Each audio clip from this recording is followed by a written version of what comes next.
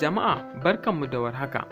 Barkanmu da sake kasancewa da ku a cikin wannan YouTube channel mai albarka. Cikin fishi Yadda Ali Nuhu ya yanke wa 'yarsa hukunci sakamakon tana neman zubar masa da mutunci a idon duniya.